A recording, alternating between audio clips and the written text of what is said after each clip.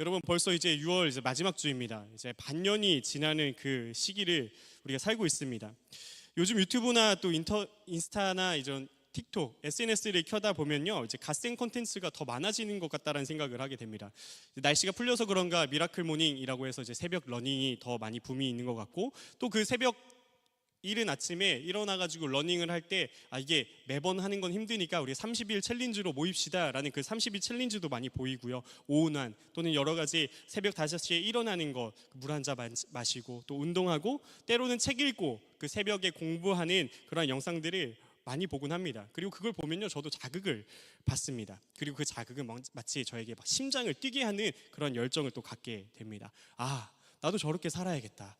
저 사람들도 저렇게 열심히 사는데 나도 저렇게 살아야 되지 않을까라는 생각을 하게 됩니다. 그리고 이러한 영상은요, 사실 오늘날 제가 요즘에 보기도 했지만 마치 그 12월 마지막 주라든지 아니면 그 1월 1일 이때 더 많이 뭔가 알고리즘으로 많이 바이럴되는 것 같습니다. 그래서 제가 연초에서도 저희 계획을 짜면서 이 알고리즘에 이제 저에게 영상이 하나가 뜬 게 있는데 무엇이냐면 운동 영상이었어요. 올해 운동 무엇을 할 것인가 막 이러면서 이제 여러 가지 영상이 있는데 그 중에 하나가 스쿼시였습니다.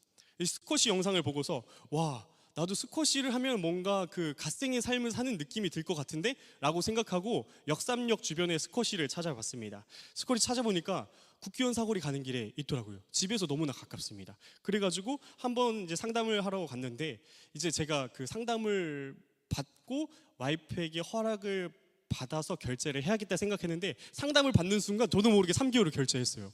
왜냐하면 3개월만 하면은 1개월이 무료라고 하는 거예요. 그리고 그 시기는 지금 2주밖에 안 남았습니다라고 하는 거예요. 이거는 고민할 게 아니다. 한 달을 공짜로 할 수 있다. 그래서 저도 모르게 바로 이제 그 할인 결제를 했습니다. 여러분들이 아는 저라면은 저는 이 스쿼시를 몇 번 했을 것 같으십니까? 오, 정확합니다. 5번입니다. 3번이라고 하신 분이 있는데요, 저 그 정도까지는 아니고요. 5번까지는 했습니다. 5번까지 이렇게 했는데, 제가 이 5번을 하면서 어떤 생각을 했냐면, 돈이 너무 아까워서 분노하기보다는 그런 저의 소비력과 의지에 제 자신이 분노가 차는 거예요.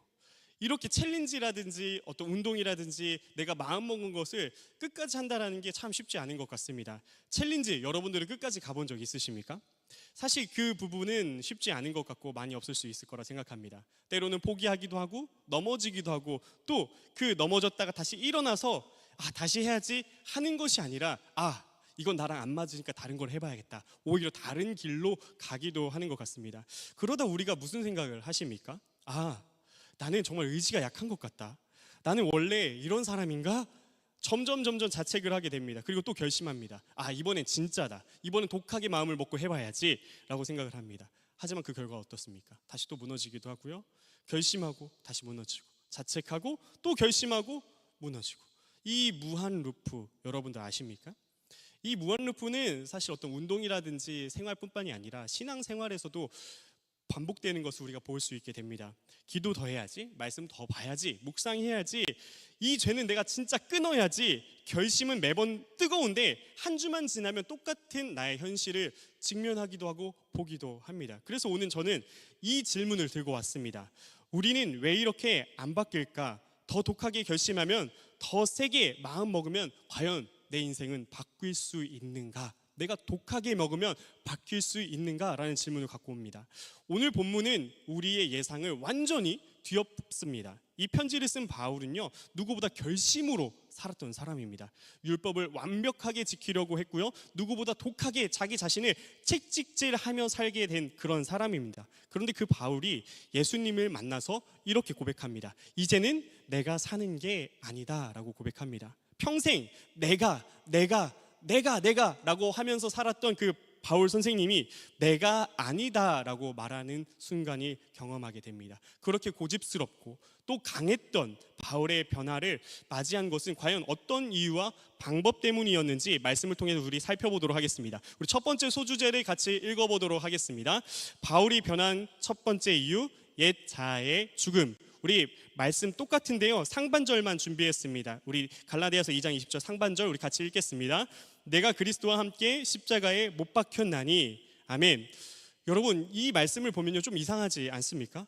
우리는 변화의 시작을 떠올리면요 새 출발, 새 사람이라는 그러한 단어를 생각하게 됩니다. 그런데 바울의 변화를 보면요 오히려 죽음에서 시작한다라는 것을 이 말씀 속에서 구체적으로 말을 하고 있고 선포하고 있습니다. 못 박혔다, 죽었다. 왜 그럴까요? 여기 못 박혔나니라는 그 헬라어가 있는데요, 그게 참 재밌습니다. 헬라어로 슈에스타 우로마이라는 그 단어입니다. 근데 이 단어의 그 동사의 그 시제를 보면요 완료 시제를 합니다. 요즘 계속 완료 시제에 대해서, 헬라어 완료 시제에 대해서 말씀드리고 있는데 포인트가 딱 그거입니다. 과거에 딱 끝난 사건으로서만 죽었나니, 못 박혔나니 라는 부분을 말하는 것이 아니라 그 효력이 과거에 그 못 박혔던 순간에서부터 지금 글을 쓰고 있는, 그리고 나의 미래까지도 효력이 지속된다라는 것을 표현하고 있습니다.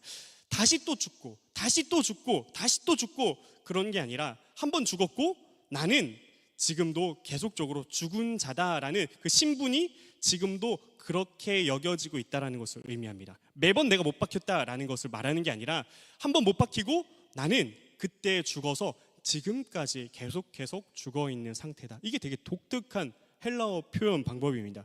그런데 여러분, 저는 이 죽음이라는 그 죽음이 바울에게서 무슨 멋진 그런 교리가 아니었다라는 걸 말씀드리고 싶습니다. 바울에겐 이건 진짜였고요, 실제 사건이었어요. 자기가 죽었다라는 것은. 바울이 어떻게 그럼 예수님을 만났습니까? 교회 학교에서 정말 수차례 들었죠. 다메섹으로 가는 길에 만나게 됩니다. 사도행전 9장 3절에서 5절 말씀을 가지고 왔는데요, 우리 같이 합독해 보도록 하겠습니다. 사울이 길을 가다가 다메섹에 가까이 이르더니 호련히 하늘로부터 빛이 그를 둘러 비추는지라. 땅에 엎드러져 들음에 소리가 있어 이르시되 사울아 사울아 네가 어찌하여 나를 박해하느냐 하시거늘 대답하되 주여 누구시니까 이르시되 나는 내가 박해하는 예수라. 아멘. 다메섹으로 가는 그 길에서도 바울은 옛 바울의 모습은요 내가라는 그게 강했습니다. 그럼 내가 뭐 어떻게 하냐, 내가 예수 믿는 사람들 다 때려잡아서 다 하나님의 영광을 올려드려야겠다라고 그 마음을 갖고 가는 그 길이었습니다. 그런데 그 길에서 빛을 만났고요, 그 빛으로 인해서 바닥에 그냥 고꾸러져 넘어지게 됩니다. 그리고 눈이 멀게 되고요, 사흘 동안 바울은 아무것도 못 봤다라고 표현하고 있습니다. 그가 아무것도 못 봤다라는 것은 무슨 의미를 갖고 있냐? 캄캄한 어둠 속에 있었다라는 것과 다름이 없습니다. 여러분, 그러면 그 캄캄한 어둠 속에 그 사흘 동안 어떤 시간을 보냈겠습니까?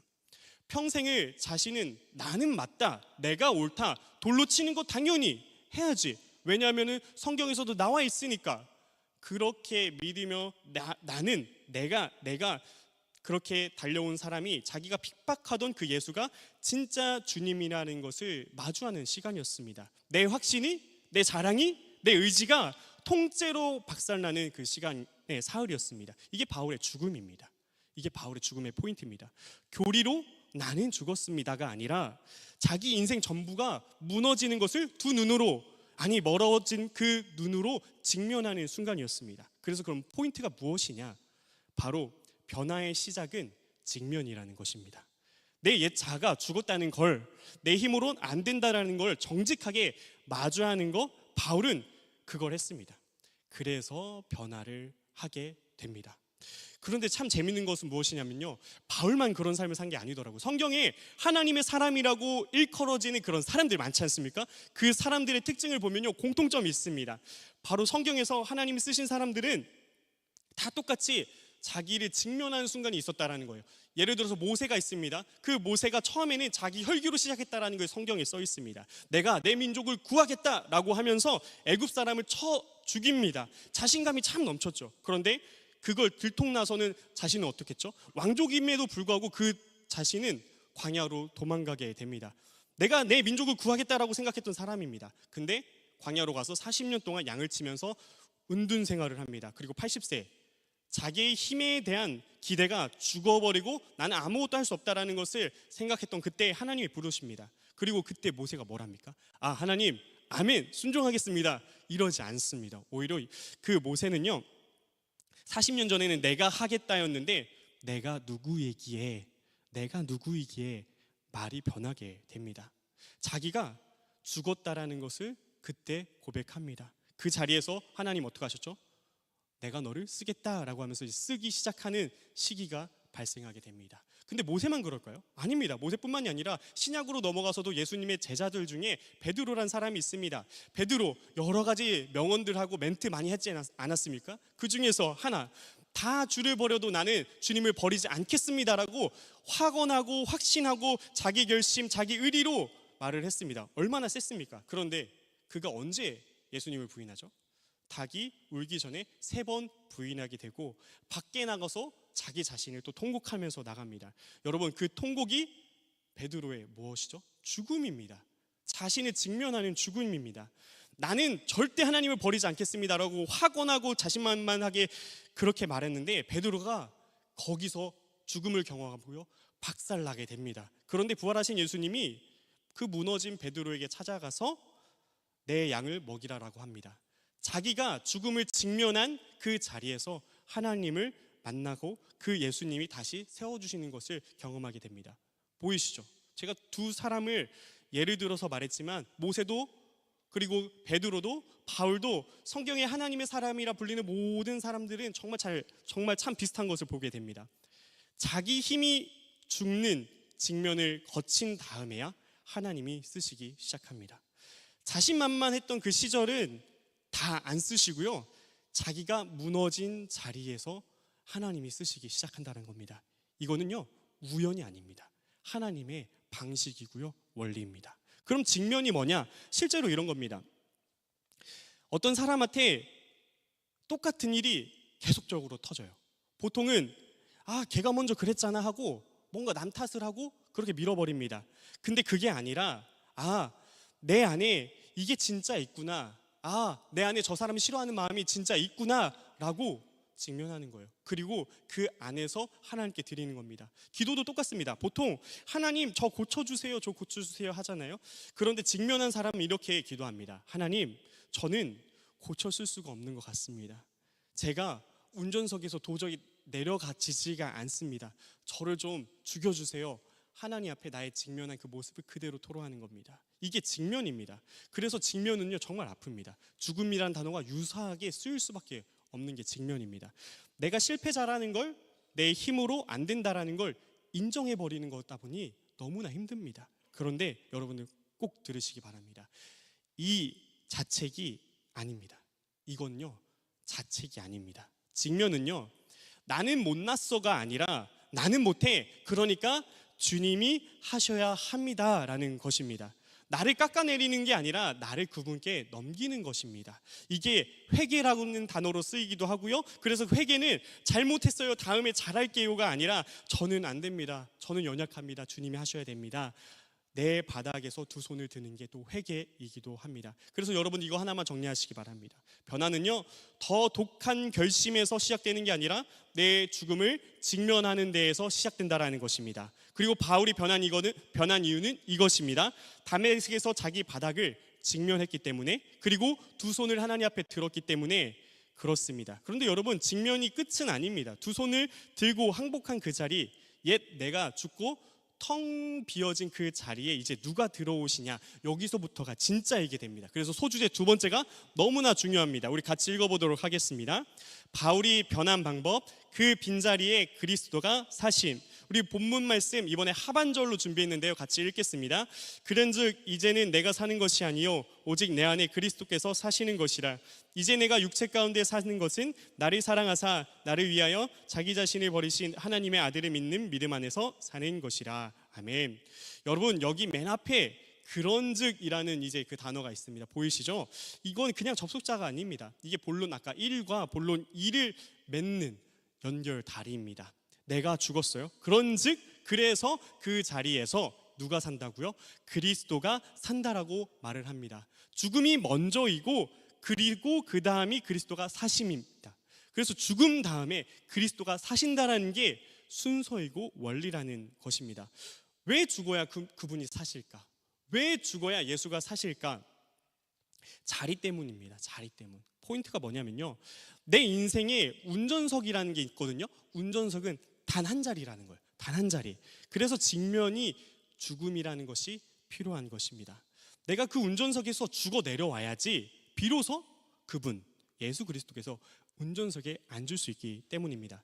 그러니까 어제까지 내 신앙이 왜 그렇게 피곤했을까? 그런 생각을 한번 해보면요, 안 죽었으면서 운전석을 내가 딱 붙잡고 앉아서 예수님더러 옆에서 내비게이션이나 해주세요. 내가 운전할 테니까. 그래서 피곤할 수도 있습니다. 주님, 길만 알려주십시오. 내가 운전 잘하니까 내가 하겠습니다. 이게 우리의 신앙일 수 있어요. 이것이 여기서 사시는 것이라는 그 단어를 헬라어로 보면요, 똑같습니다. 자오라는 단어를 쓰는데 똑같이 이것도 현재 시제예요. 한번 들어오시고 마는 것이 아니라 지금 이 순간에도 내 안에서 계속적으로 살아 움직이신다라는 것을 그 문법적으로 표현을 하고 있습니다. 운전석 앉으신 그분이 지금도 계속 운전하고 계신다라는 것입니다.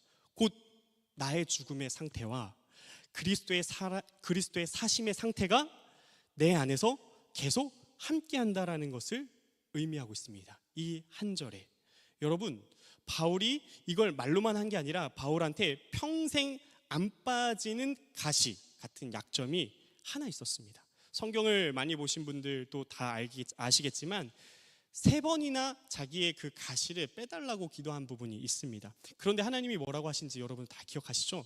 내 은혜가 내게 족하다라고 합니다. 내 능력은 너가 약할 때야 비로소 완전하여진다라고 표현하고 있습니다. 그래서 바울은 결론을 딱 내립니다. 그러면 내가 차라리 약한 게 낫다. 내가 약할 그때에 내 안에 사시는 그분이 강하게 되니까 라고 말을 합니다. 이게 운전석을 내어드린 사람의 고백입니다. 내가 약해진 그 자리가 그분이 운전하시는 자리가 되기 때문입니다. 바울만 그랬을까요? 구약에 보면요, 여러 가지 인물들 중에 아까 앞서 말씀드린 그 인물이 아닌 또 다른 인물을 소개하면 다윗이 있습니다. 다윗도 골리앗 앞에서 싸울 때 뭐라고 했습니까? 너는 칼과 창으로 나에게 나오지만 나는 만군 야훼의 이름으로 너에게 나아간다 라고 말을 합니다. 자기 힘으로 안 싸웠고 오히려 전쟁은 하나님께 속한 것이라고 선포하고 결단하고 오히려 당당하게 나아갑니다. 그 어린 다윗이 거인을 이긴 것은요, 다윗이 강해서가 아니라 그 안에 하나님이 일하셨기 때문이라고 성경을 증명하고 있고 표현하고 있습니다. 그런데 여기서 누가 이렇게 물어볼 수 있을 거라고 생각합니다. 그럼 저는 이제 아무것도 안 해도 되겠네요? 그냥 가만히 있으면 되겠네요? 이런 질문을 하실 수 있다고 생각합니다. 근데요, 본문의 끝까지 보면요, 2장 20절 본문 끝까지 보면요, 이런 말씀이 있습니다. 하나님의 아들을 믿는 믿음 안에서 사는 것이라. 하나님의 아들을 믿는 믿음 안에서 사는 것이라. 내가 할 일이 분명하게 있어요. 그런데 그게 결심이 아니라 믿음으로서 표현을 하고 있습니다. 이 둘이 조금은 다른데요, 오늘 설교의 전체의 핵심이기도 합니다. 결심은요, 시선이 나에게 있습니다. 내가 해낼 거야. 내가 참을 거야. 내가 바뀔 거야. 그래서 잘 되면요, 누구의 공로일까요? 나의 공로입니다. 무너지면요, 그리고 또 누구의 탓이라고 하죠? 내 탓이라 자책으로 끝나버리게 되는 게 결심입니다. 그런데 믿음은 그럼 무엇이냐? 믿음은요, 시선이 내가 아니라 하나님께, 그분에게 있다라는 것입니다. 주님이 하실 거고 주님이 제 안에 사시잖아요 라는 그 믿음, 대상의 시선이 달라지는 게 느껴지십니까? 주체가 완전히 다릅니다. 결심은 내가 운전하는 거고, 믿음은 운전석을 그분께 맡겨드리는 것. 실제로 이게 어떻게 다른지 보여드리겠습니다. 나를 미치게 하는 사람이 있어요. 나를 미치게 하는 사람. 결심으로 가면 그러면 어떻게 되냐? 이 악물고 화내지 마.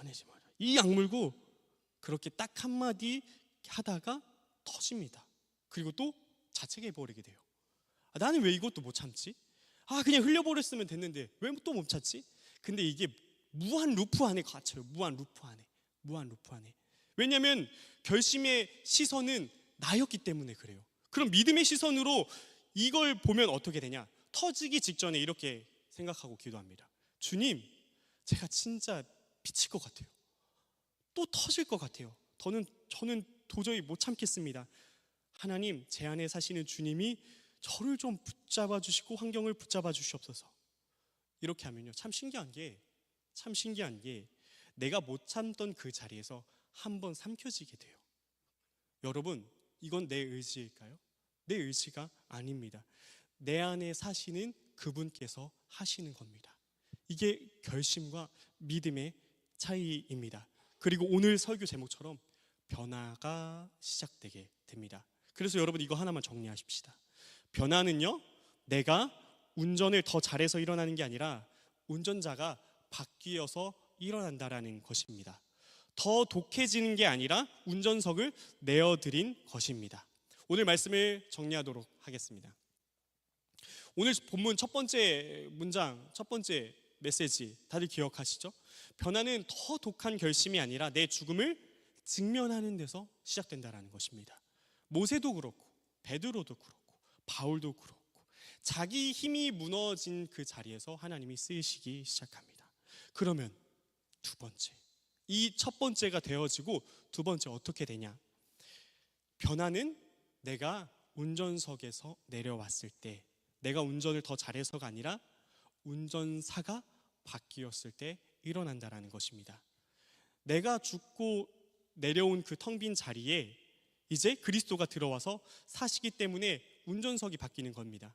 여러분, 그래서 오늘 제목이 이겁니다.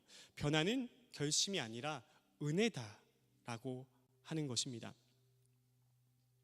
여러분, 예배가 시작될 때 제가 보시면 아시겠지만 이렇게 의자를 가지고 왔었잖아요. 이 의자를 보면요, 마치 저의, 그리고 또 우리의 인생이라고 또 생각하는 부분들이 참 많습니다.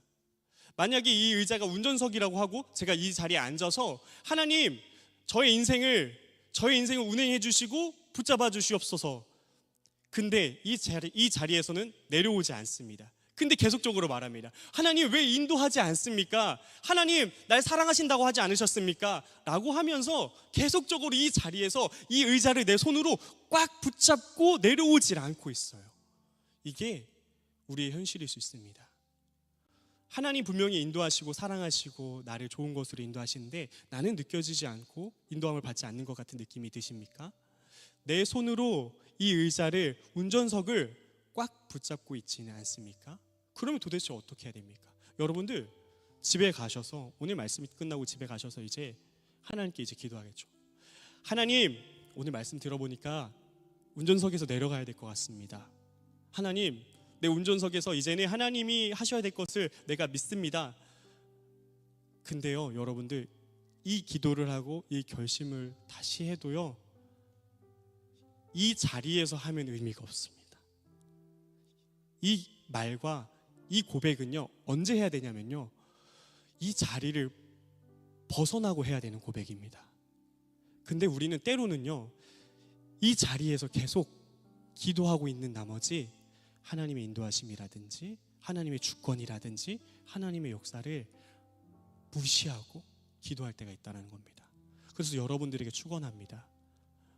우리가 죽어지는 그 기도는요, 내가 직면하는 그 기도는요, 이 내 인생을 주도하려고 하는 그 자리에서 기도하는 게 아니라 내가 내려가고, 하나님, 너무 말도 안 되게 힘듭니다.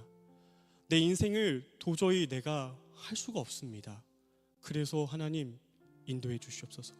이 자리에 앉아 주시옵소서 라고 부탁드리고 기도하는 겁니다. 그러면 이 자리에 이제 누가 앉으실까요? 바로 예수 그리스도께서 앉아주십니다. 그런데 여러분들, 여기서 하나님을 믿는, 하나님의 아들을 믿는 믿음 안에서 사는 것이라고 했잖아요. 그 다음이 중요해요. 예수님이 이렇게 앉으셔서 운전을 하시는데 돌뿌리가 있고 절벽이 있어요. 절벽이. 그러면은 내가 옆에서 보다가 어떻게 되죠? 주춤됩니다. 예수님, 저기 돌뿌리 있는데 타이어 터질 것 같은데? 저기 절벽인데 무너질 것 같은데요? 예수님, 어떻게 해요? 오히려 예수님은 가만히 있는 내가 더 호들갑답니다. 어떡하지? 그리고 예수님을 치우고 내가 다시 운전하려고요. 그래서 아까 말씀드렸죠. 마지막, 하나님의 아들을 믿는 믿음 안에서 사는 것이라. 하나님이 갑자기 그 운전대를, 그 버스를, 그 자동차를 나르실지 돌뿌리를 피해로 가실지 하나님이 압니다. 나는 무엇을 하느냐? 하나님의 아들을 믿는 믿음 안에서 사는 것이라. 이게 중요합니다. 이 세 가지 원리. 여러분들, 오늘 우리의 예배가 끝나고 나서 더 크리스찬이티가 더 많이 빛났으면 좋겠습니다. 우리 청년들의 인생이 그 지금의 이 순간이 하나님과 멀어지는 것이 아니라 오히려 하나님과 더 가까운 시간이 되었으면 좋겠고요, 더 성숙해지는 시간이 되었으면 좋겠고요, 더 하나님과 더 관계 맺는 시간이 되었으면 좋겠습니다. 왜냐하면 지나간 인생은 단 한 번뿐이기 때문입니다. 그래서 지금 이 시간 더 하나님과 가까운, 그리고 또 그 변화의 시작을 매번 느끼면서 나아가는 저와 여러분들이 되길 예수님의 이름으로 축원드립니다. 안 바뀌는 나랑 씨름하느라 그 의자 붙들고 평생 보내시지 않길 바랍니다. 세상은 말합니다. 더 독하게 마음을 가져라. 그리고 그 자리를 꽉 붙들라. 내가 끝까지 운전해라. 그런데 오늘 우리가 만난 복음은요, 정반대입니다. 변화는 내가 그 자리를 지키는 게 아니라 자리에서 일어나 내 안에 사시는 그분께 그 자리를 내어드리는 것, 거기서 시작되라는 겁니다. 그리고 오늘이 그 시작을, 그 변화를 경험할 수 있는 예배 시간이고 시작의 시간임을 믿습니다. 그래서 이 시간에 기도하고 찬양하며 나갈 때 우리의 신앙이 하나님과 함께 동행하며, 나는 현상을 보면은 늘 의심하고 넘어지지만 하나님의 아들을 믿는 믿음 안에서 살아가겠습니다. 더 하나님을 믿는 믿음으로 살아가지는 저와 여러분이 되길 예수님의 이름으로 축원드립니다. 기도하겠습니다.